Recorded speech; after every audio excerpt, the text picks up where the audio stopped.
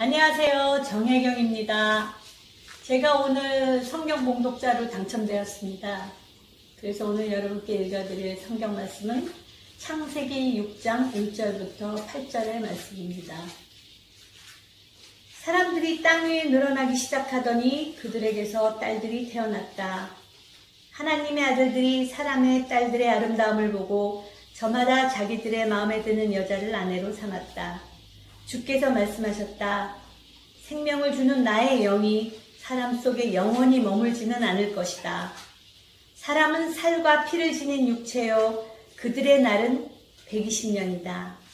그 무렵에 땅 위에는 네피림이라고 하는 사람들이 있었고 하나님의 아들들이 사람의 딸들에게로 와서 자식들을 낳으니 그들은 옛날에 있던 용사들로서 유명한 사람들이다. 주께서는 사람의 죄악이 세상에 가득 차고 마음에 생각하는 모든 계획이 언제나 악한 것뿐임을 보시고서 땅 위에 사람 지으셨음을 후회하시며 마음 아파하셨다. 주께서는 내가 창조한 것이지만 사람을 이 땅 위에서 쓸어버리겠다.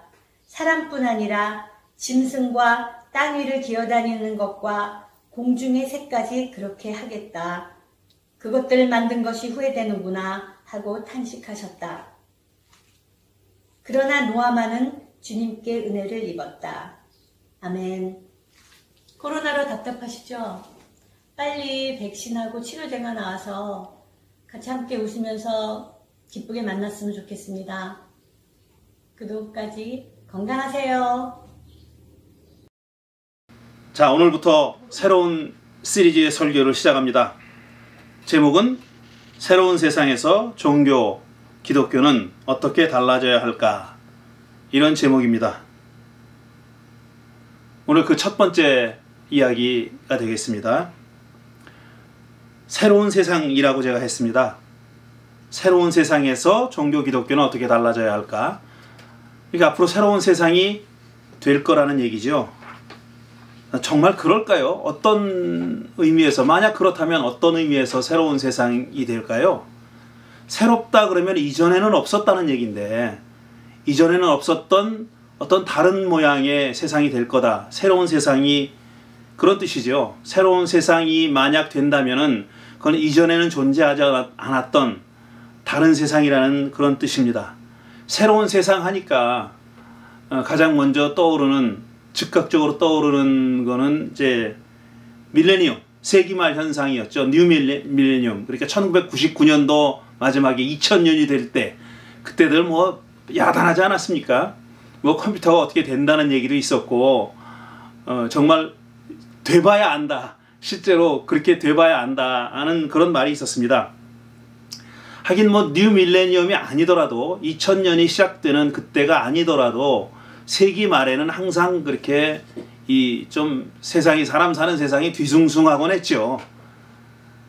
그런데 지금은 그렇게 숫자만 달라지는 것이 아니라 무슨 19세기에서 20세기 넘어간다거나 아니면 새로운 밀레니엄, 새로운 새천년이 시작된다는 그런 정도의 어떤 숫자가 달라진다는 것만이 아니라 지금 숫자는 달라지지 않죠. 2020년이니까 아무것도 아닙니다. 2020년에서 2021년 되는 거는 뭐 큰일은 아니죠. 10단이니까 그래봐야. 그런데 사람들은 대부분의 사람들이 그렇게 느끼고 있습니다. 아, 이제는 정말 세상이 달라질 거다. 아니면 달라져야 한다. 단순히 숫자가 변하는 것이 아니라 세상이 실체적으로 달라질 것이다. 실체적으로 달라져야 한다. 이런 생각을 하고 있습니다. 또 한편으로는 어떤 사람들은 그게 좋은 방향으로 달라질 거라고 짐작하고 희망을 갖는 사람들도 있지만, 그보다는 훨씬 더 많은 사람들이 불안해하고 있죠. 어떻게 달라질지를 모르니까, 감을 잡을 수 없으니까. 하지만 감을 잡진 못하지만 어떤 좋게 달라진다기보다는 나쁘게 달라질 거다, 이런 짐작을 하니까 불안해하고 있는 거죠. 말 못할 불안감과 두려움을 가지고 있습니다. 게다가 우리가 지금 넉 달 동안 바깥 출입이 자유롭습니까? 사람 만나서 뭐 얘기하는 게 자유롭습니까? 아니면 뭐 직업 생활이나 경제 활동을 제대로 합니까? 아니면 문화 활동을 제대로 합니까? 아무것도 못하고 있지 않습니까? 그러다 보니까 이런 불안감이나 두려움이 점점 가중되는 것이죠. 그래서 달라질 세상이 지금보다 더 좋은 세상이 되리라는 희망적인 관측보다는 뭔가 더 나쁜 쪽으로 변할 것이다라는 불안감을 더 많이 가지고 있는 것이죠. 게다가 소위 전문가, 각계각층의 전문가들이 내놓는 전망도 장밋빛 밝은 전망은 거의 없고 굉장히 나쁜 쪽으로, 어두운 쪽으로 전망하고 있고, 우리가 그런 그 달라진 세상에 적응하지 않으면 초래될 그런 미래가 어둡습니다. 그렇게 어둡게 전망하니까 한마디로 밝은 얘기를 하는 사람들이 별로 없는 거죠. 그런데 확실한 것은 뭐냐면 이 새로운 세상은 이전에 있었던 세상은 아니라는 거예요. 우리가 과거로 돌아갈 수는 없습니다. 우리가 아직까지 해왔던 것을 많이 바꿔야 될 겁니다. 하지만 그게 과거로 회귀할 수는 없습니다. 우리가 성서학자들이, 구약학자들이 많이 하는 얘기들이 뭐냐면 우리는 에덴으로 돌아갈 수는 없다는 말을 많이 합니다. 첫 인간인 아담과 하와가 에덴 동산에서 추방당한 이후로 다시는 그리로 못 따라간다는 거예요. 그러니까 새하늘과 새 땅은 성서가 신약과 구약을 포함해가지고 모든 성서가 전망하고 있는 하나님 나라 혹은 새하늘과 새 땅, 요한계시록의 표현을 빌면은 새하늘과 새 땅은 결코 에덴 동산이 아니다라는 거예요. 에덴 동산으로 회귀하는 것이 아니다. 이건 전적으로 새로운, 말 그대로 새로운 하늘과 새로운 세상이라는 거죠. 그 이전 것으로 돌아갈 수 없습니다. Back to the past는 안 되는 겁니다. 우리 과거로 돌아갈 수는 없다는 거죠. 우리가 현재까지 이루어 놓은 것들 중에 많은 것을 포기하거나 없애야 한다고 많이들 얘기합니다. 더 이상 누리지 못할 것들이 있을 거다. 그야말로 한마디로 얘기하면 흥청망청 썼다는 거죠. 막 살았다는 거죠. 그래서 그 막 살고 흥청망청 했던 그것들 중에서 우리가 버려야 할 것이, 없애야 할 것이 많다라는 말들도 많이 하고, 그러다 보니까 이제 와서 때 늦었는지 안 늦었는지 모르지만 후회한다는 말하는 사람들이 많이 있습니다. 우리가 아직까지 살아왔던 삶의 방식을 후회하는 거죠. 그렇게 하지 말았어야 한다는 거죠. 우리가 그 많은 살림을, 그 우거진 숲을 그렇게 망가뜨려서는 안 된다는 거였었죠. 그 다음에 우리가 그렇게 화석연료를 지멋대로 그렇게 그냥 막 써서는 안 된다는 거였었죠. 그 덕분에 뭐 대기가 망가졌고, 오존층, 오존 구멍이 뚫렸고, 그 다음에 빙하가 녹고 있고, 그런 등등의 얘기를 하잖아요. 그렇게 하면서 이제부터라도 우리가 후회하고 반성하고 그런 삶의 방식을 바꿔야 된다. 없애야 된다. 혹은 후회하고 있다는, 또 없애야 된다는 말과 후회라는 말을 많이 합니다. 사람들이. 물론 아랑곳하지 않는 사람들도 있어요. 지금 우리가 사는 이 나라 대통령 같은 자는 전혀 아랑곳하지 않는 것 같아요. 또 그 추정하는 사람들이 있습니다. 실제로. 하지만 그보다 더 많은 사람들이, 그보다 더 생각이 있는 사람들이, 양심 있는 사람들은 우리가 뭘 없애야 되나, 뭘 바꿔야 되나, 그 다음에 우리가 어떤 점을 후회해야 되나 하는 것을 깊이 생각하고 반성하는 중입니다. 자, 이렇게 없앤다거나 후회한다는 말을 입에 올리고 보니까 저는 생각나는 게 바로 창세기 6장에 나오는 노아 시대의 홍수 이야기입니다. 오늘 읽은 본문이 바로 그 일부입니다. 노아 시대의 홍수 이야기는 6장, 7장, 8장, 9장까지 이어지는 상당히 긴 스토리입니다. 대부분 여러분들이 노아 홍수 이야기를 알고 있기 때문에 제가 반복하진 않겠는데, 이 사실 지난 한 200년 동안요, 그 구약 성서학이 현대적인 의미에서 구약 성서학이 이루어진 시기를 한 200년 전으로 보는데, 19세기 정도로 보거든요.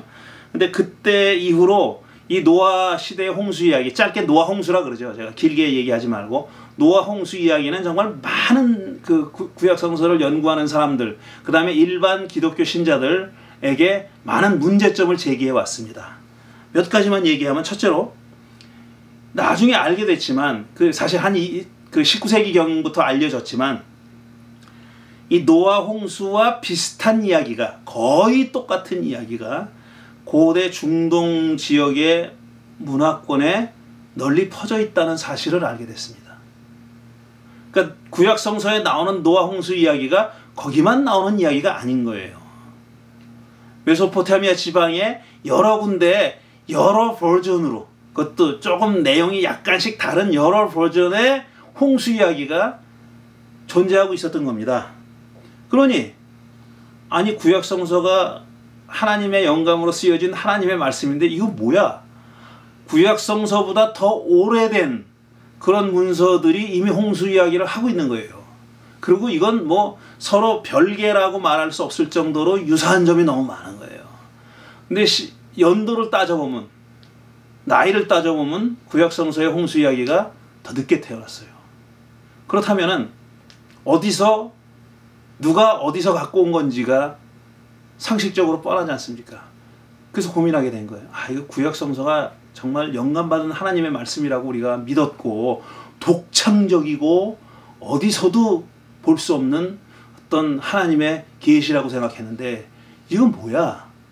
훨씬 더 전에 그런 이야기가 있었잖아 하는 문제, 그런 인식이 이 학자들을, 그 다음에 또 일반 구약 성서를 읽는 사람들을 괴롭혔죠. 근데 이제는 21세기에는 그런 괴로움을 다 어느 정도는 다 해결했습니다. 그런 문제를. 왜냐하면은 설명이 돼서 해결을 한 게 아니라 홍수 이야기 이외에도 그런 이야기들이 많은 거예요. 그러니까 구약 성서에 나오는 이야기들 중에 고대 중동 지방, 특히 메소포타미아 지방에 비슷한 이야기들이 이 홍수 이야기 말고도 여러 개 있는 거예요. 어쩌다가 이게 하나만 나왔으면은 이게 문제가 되고 고민거리가 되는데 너무 많으니까 이거는 여기서 온 거로구나, 인정하지 않을 수가 없게 된 거예요. 인정하지 않을 수가 없어요. 이 상식을 가지고 있는 사람이라면은 그걸 인정하지 않을 수가 없게 된 거예요. 그러니까 하나님이 독창적으로 모세에게만 이런 이야기를 알려준 게 아니라, 아니면 그 시대에 그런 이야기가 일어난 게 아니라 다른 사람들에게도 그와 비슷한 이야기가 다른 종족에게도 있었다는 것을 인정하지 않을 수가 없게 됐고, 그런데 또 중요한 거는 뭐냐면은 전하고자 하는 메시지는 분명히 차이가 있습니다. 고대 중동 지방의 다른 홍수 이야기의 여러 다른 버전하고 노아 홍수 이야기, 그러니까 구약 성서에 나오는 노아 홍수 이야기는 전하고자 하는 메시지가 분명히 다릅니다. 그거는 분명한 거죠. 그러니까 학자들은 이렇게 생각하게 된 거죠. 이야기를 차용해 왔다. 홍수 이야기를 차용해 왔는데 그건 왜 그랬냐면 구약 성서가 가지고 있는 독특한 메시지, 야훼 하나님이 당신의 백성에게 내려주려고 했던 그 독특한 메시지를 전하는 하나의 수단, 그릇으로 그런 이야기를 사용했다. 이렇게 결론 내리게 된 겁니다.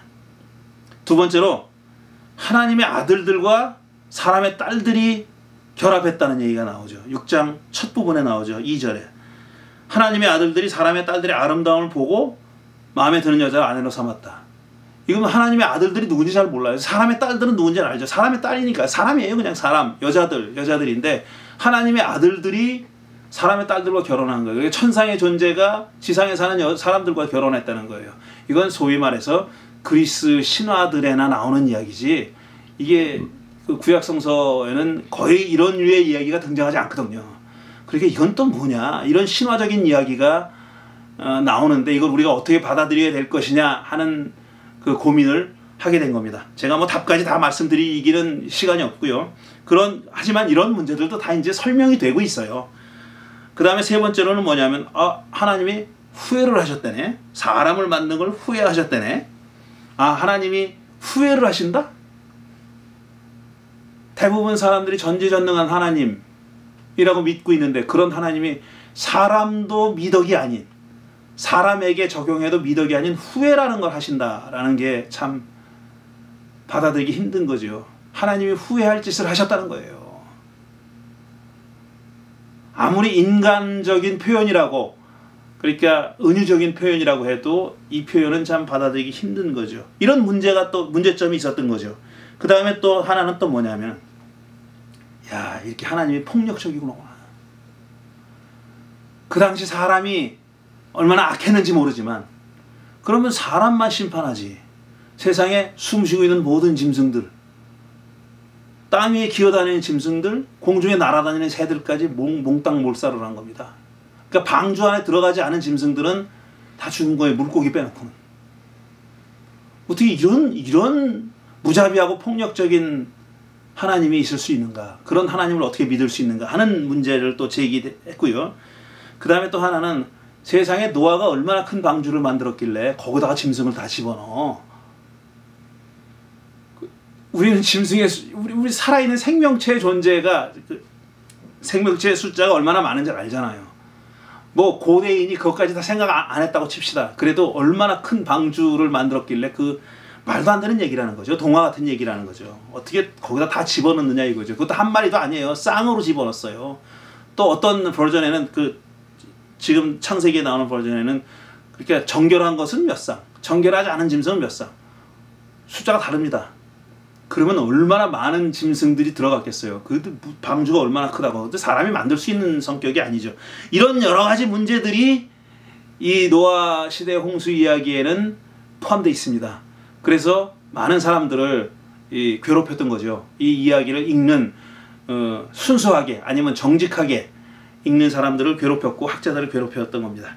저는 이 본문 가지고 오래전에 설교한 적이 있습니다. 뭐 여러 번 하진 않았는데 제가 기억나는, 뭐 언젠지는 기억도 못하지만 그 내용을 기억하고 있어요. 제가 그렇게 기억을 잘 못하는 거 아시잖아요. 근데 이 내용은 이 노아 시대 홍수를 가지고 한 설교의 내용은 기억하고 있습니다. 이런 얘기를 했습니다. 제가.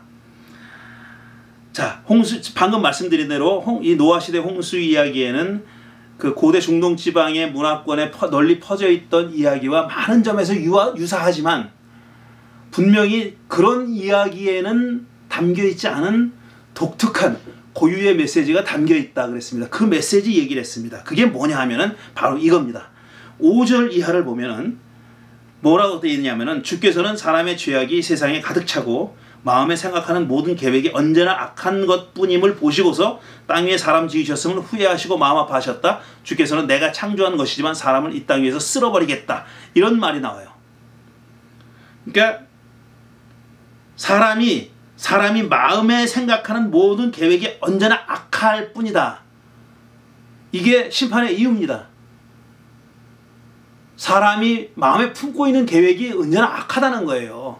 그래서 그러니까 말하자면 저건 달라지지 않는 거예요. 하나님이 사람을 그렇게 규정한 겁니다. 아, 쟤네들은 악한 존재야. 이건 절대로 변하지 않아. 그러니까 심판하겠다는, 다 쓸어버리겠다고 하는 거예요. 하지만 노아 한 사람만은 살려두는 거죠. 노아 한 사람만은 살려둔 거죠. 그러니까 심판을 한 이유가 그겁니다. 사람의 마음에 품고 있는 모든 계획이 늘 악하기 때문에. 또 그게 변화되리라고, 바꾸어지리라고 하나님이 기대하지 않았기 때문에 그렇게 한 거예요. 그런데 나중에 이제 심판의 과정이 나오죠. 노아만은 은혜를 입죠. 그래서 하나님과 동행했던 노아에게 방주를 지으라고 하죠. 그래서 이 노아가 방주를 짓습니다.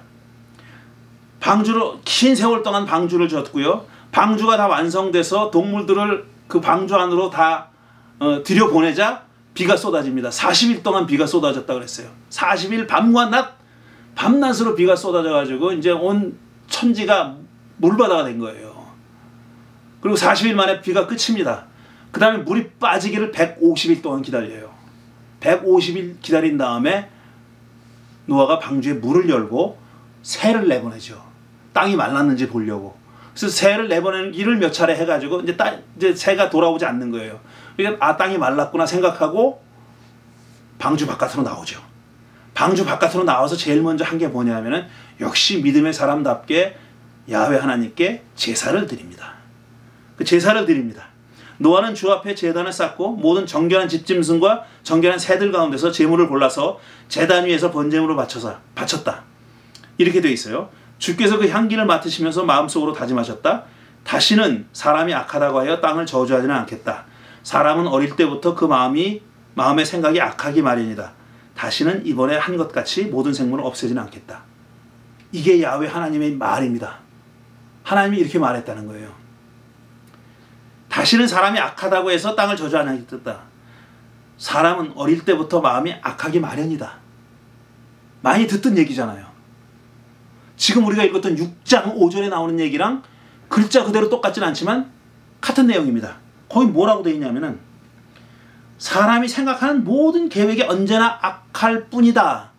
그 얘네들은 희망이 없다. 바뀌지 않는다. 그래가지고 심판한 거예요. 근데 심판이 다 끝나고 나서 하나님이 뭐라 그러냐면 얘네들은 바뀌지 않아 또. 얘네들은 마음의 생각이 늘 악하거든. 그러니 다시는 이런 식으로 심판하지 않겠다 그래요. 하나님이 인간을 보는 시각은 달라지지 않았어요.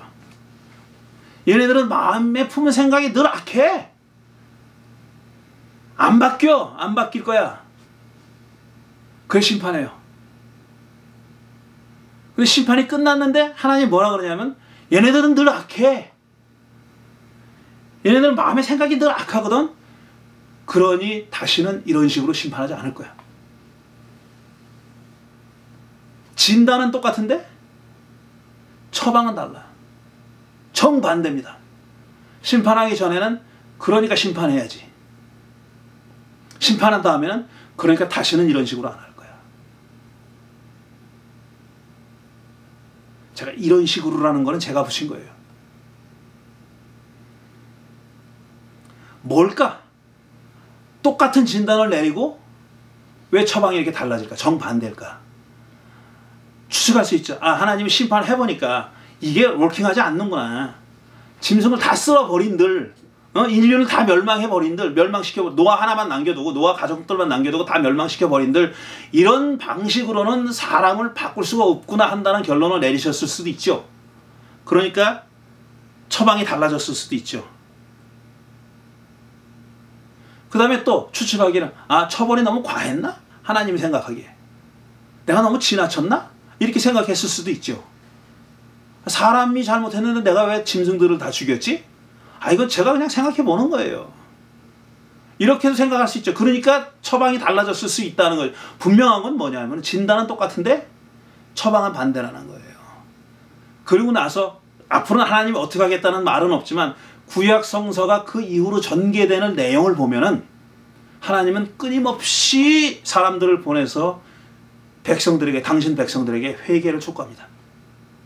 주로 예언자들을 보내서 회개를 촉구하고 그 다음에 제사장이나 이런 사람들을 통해서 자신이 지은 죄를 회개하고 속죄받는 그런 예식을 제정하죠.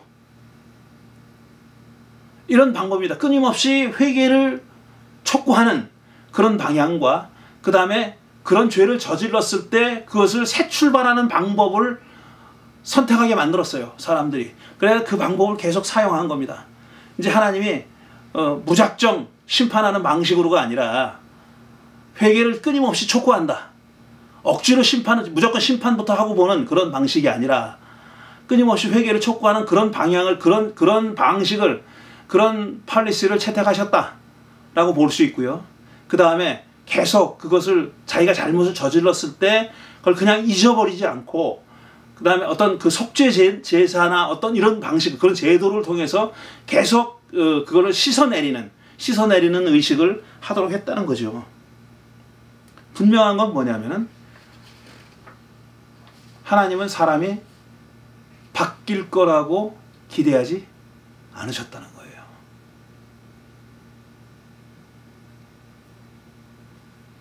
그래서 저는 그때 그렇게 얘기했습니다. 하나님이 결정한 건 쟤들은 안 바뀌니까 어떻게 해야 되나? 내가 바뀌어야 되겠다. 이렇게 생각한 거예요. 저 인간들이라는 존재는 바뀌지 않을 존재다. 그럼 어떻게 해? 때마다 일마다 내가 심판해? 그렇게 해서는 쟤들도 못 살고 나도 못 살겠다. 내가 변해야지. 내가 참아야지. 계속해서 회개를 촉구하고 내가 호소해야지. 쟤들한테 호소해야지. 이렇게 생각하신 거예요. 하나님이 사랑의 하나님이시라는 건 그냥 괜히 나온 얘기가 아니에요. 이렇게 하나님이 당신의 처방을 바꾸신 거예요.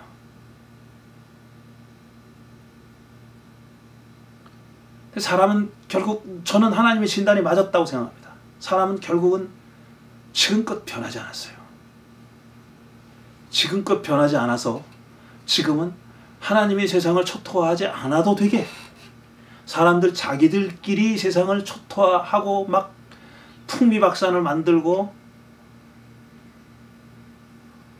죽음의 그림자가 이 지구라는 플래닛을, 이 지구라는 행성을 죄다 덮을 정도로 스스로 그렇게 만들어 버렸습니다. 굳이 하나님이 나서서 쓸어버리지 않아도 되게 그렇게 만드는 거죠. 이제부터 제 소설입니다. 하나님은 우리가 바뀌기를 지금도 기대하지 않으실 거예요. 저는 이 세상을 향해서, 좁게는 지금 제 얘기를 듣고 있는 여러분들을 향해서, 아니면 넓게는 이 세상을 향해서 제안하고 싶어요. 하나님, 당신이 틀리셨습니다. 우리 바꿀 수 있습니다. 이걸 좀 보여주고 싶어요. 보여줬으면 좋겠어요. 그렇게. 하나님이 어떤 기적을 일으키지 않더라도, 하나님이 비상수단이라는 것을 사용하지 않더라도 우리 사람들끼리 굉장히 긴 시간이 필요할 겁니다. 긴 시간이 들더라도 우리가 살아가는 이 세상, 지구라고 하는 우리의 유일한 행성, 이걸 바꿔야 된다고. 하나님이 내가 틀렸나 봐, 내가 쟤들 잘못 생각했나 봐라고 후회하시게 그렇게 좀 했으면 좋겠어요. 그게 제 꿈입니다. 지금 나성이라고 하는 이 지역에서 향림교회라고 하는 소박한 공동체를 목회하고 있는 저의 희망은 이렇게 광대합니다. 하나님을 후회하게 만들자. 이번엔 진짜 제대로 후회하게 만들자. 쟤들을 만든 걸 후회하는 게 아니라 쟤들에 대한 내 생각을, 잘못된 생각을 후회하시도록 그렇게 만들었으면 하는 그런 원대한 희망을 가지고 있습니다. 그래서 그 희망을 가지고 앞으로 이 시리즈 설교를 이어가려고 하는 것입니다. 오늘 서론입니다. 한마디로 얘기하면 사람들이 얘기하는 이거예요. 녹색 전환입니다. Green Transformation. 녹색 전환을 이뤄야 된다. 색깔만 녹색으로 칠하면 된다는 얘기가 아니에요. 그건 우리가 많은 걸 바꿔야 됩니다. 많은 걸 바꿔야 되는데 그걸 한 걸음 한 걸음 해나가야 되는 거죠. 그걸 한번 이번에 제대로 해서 하나님을 후회하면 그러면 좋겠습니다. 앞으로 여러 차례 이 주제의 설교를 계속 이어나가도록 하겠습니다. 오늘 제가 드린 말씀을 생각하며 잠시 묵상하는 시간을 갖겠습니다.